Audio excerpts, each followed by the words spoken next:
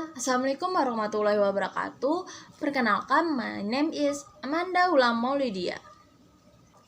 And here, I want to explain to you about substance error. What is substance error? Makanya, jangan kemana-mana. Tetap tontonin video ini dari awal sampai akhir untuk memahami apa sih itu substance error. Nah, pada pertemuan kali ini kita akan membahas tentang substance error. Apa sih itu substance error?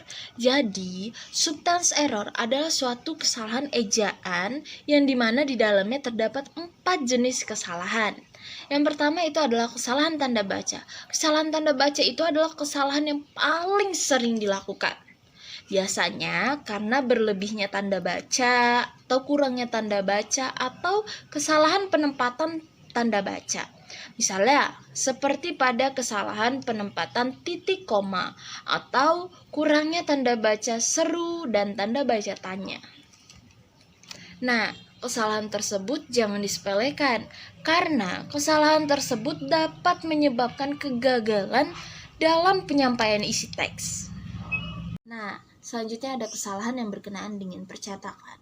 Kesalahan ini adalah kesalahan yang paling sering kita dengar, yaitu typo atau kasus salah ketik saat kita menuliskan chat atau saat kita mengetik.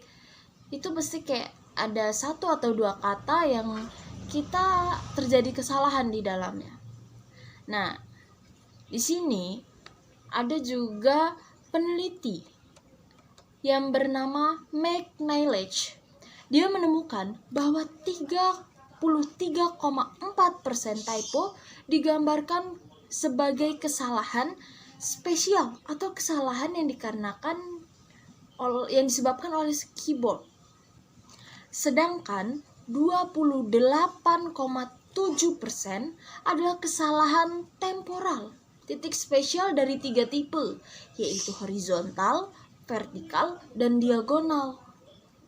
Contoh kesalahan horizontal terjadi pada peletakan huruf ke samping. Misalnya, huruf A dan huruf S. Dia saling bersebelahan. Biasanya kita mau ngetik A nih, tapi ternyata salah pencet, jadinya huruf S. Nah, hal tersebut disebut kesalahan pada jenis horizontal. Lalu, selain horizontal tadi ada vertikal. Vertikal itu adalah kesalahan biasanya terdapat di atas dan bawah. Nah, biasanya terjadi pada huruf R dan F. R dan F itu beratas bawahan. Tapi biasanya kesalahan vertikal atau kesalahan diagonal itu jarang terjadi dan lebih sering terjadi pada kesalahan horizontal. Jika kesalahan diagonal itu berbentuk miring. Nah, biasanya terdapat kesalahan pada huruf F dan D. Lalu kesalahan ejaan yang ketiga, itu ada yang namanya disleksia. Apa sih disleksia itu? Jadi, disleksia itu adalah suatu kelainan yang menyebabkan penderitanya sulit untuk membaca, menulis, seperti itu. Kelainan tersebut terjadi karena gangguan belajar yang disebabkan oleh otak manusia. Contoh disleksia itu seperti pada penulisan huruf B. Huruf B itu dia bulatnya menghadap ke arah kanan. Nah, biasanya penderita disleksia akan menuliskannya kebalik sehingga membentuk seperti huruf D.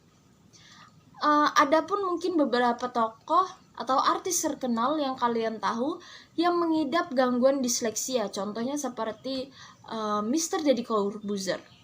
Dan anaknya pun sepertinya menderita keturunan seperti itu karena disleksia itu diindikasi bahwa disleksia adalah penyakit keturunan. Dan kesalahan terakhir pada kesalahan ejaan adalah confusibles.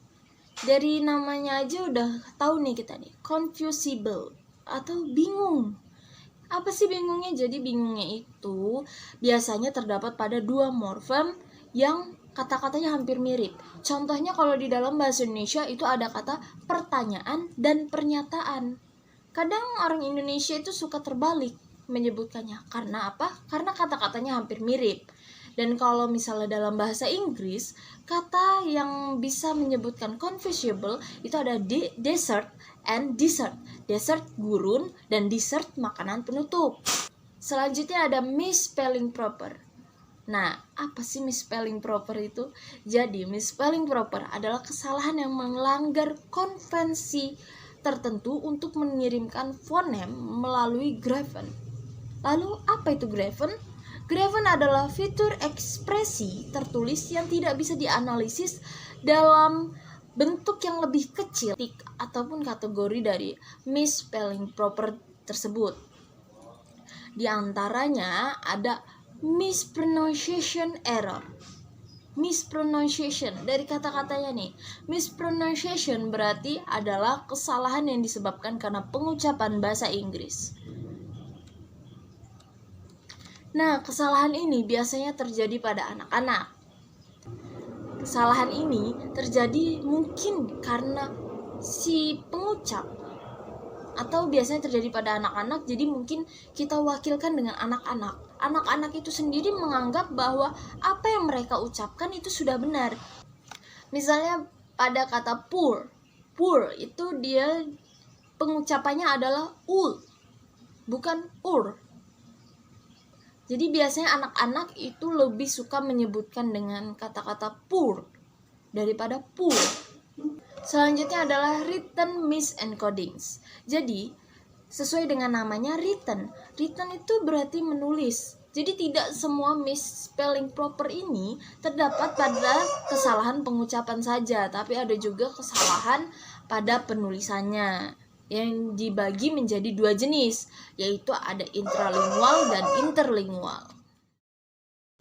Nah, kita udah ada di penghujung video nih. Buat kalian yang masih bingung, apa sih itu substance error? Kalian bisa tinggalin pesan atau pertanyaan kalian di kolom chat.